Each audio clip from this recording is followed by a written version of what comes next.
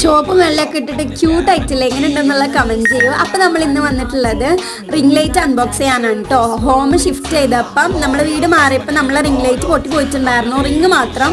അപ്പം ഞാൻ വിചാരിച്ചു വേറെ ഒന്ന് ഓർഡർ ചെയ്യാം, മീഷോന്ന് വാങ്ങിച്ചാണ്. ഇത് മാത്രം 230 രൂപ ആണ് കേട്ടോ. 10 മീറ്റർ 10 സെന്റിമീറ്റർ അങ്ങനെ അങ്ങാണ്ടാണ് ഇതിന്റെ അളവ് വന്നിട്ട്, എനിക്കറിയില്ല. അപ്പം നമുക്കിത് തുറന്ന് നോക്കാം. ബബിൾ റാപ്പൊക്കെ വെച്ചിട്ട് നല്ല സെക്യൂർ ആയിട്ടാണ് കേട്ടോ അവർ പൊതിഞ്ഞ് വന്നിട്ടുള്ളത്. ഇത് മുന്നേ വാങ്ങിയ റിംഗ് ലൈറ്റ് കട്ട ഫ്ലോപ്പ് ആയിരുന്നു, കാരണം തീരെ ക്വാളിറ്റി ഉണ്ടായിരുന്നില്ല. അപ്പൊ ആ ഒരു ഇതിലൊക്കെയാണ് ഞാൻ തുറന്നു നോക്കുന്നത്, എന്താവുന്ന അറിയില്ല കേട്ടോ. അപ്പൊ നമുക്ക് തുറന്നു പ്രോപ്പർ ആയിട്ടൊരു ബാക്ക്ഗ്രൗണ്ട് ഇല്ലാത്തതുകൊണ്ട് തന്നെ റിംഗ് ലൈറ്റ് ഇല്ലായിട്ട് ഞാൻ നല്ലോണം ഇടങ്ങറായിട്ടുണ്ട്. ഇനി നമുക്കൊരു ബാക്ക്ഗ്രൗണ്ട് ഒക്കെ സെറ്റ് ചെയ്യണം. അപ്പൊ ഇങ്ങനെയാണ് കേട്ടോ തുറന്നപ്പോൾ ഉണ്ടായിരുന്ന കുറെ സാമഗ്രികളൊക്കെ ഉണ്ട്. ഇനി അതിന്റെ ഉൽക്ക പണികൾ നമുക്ക് തുടങ്ങാം.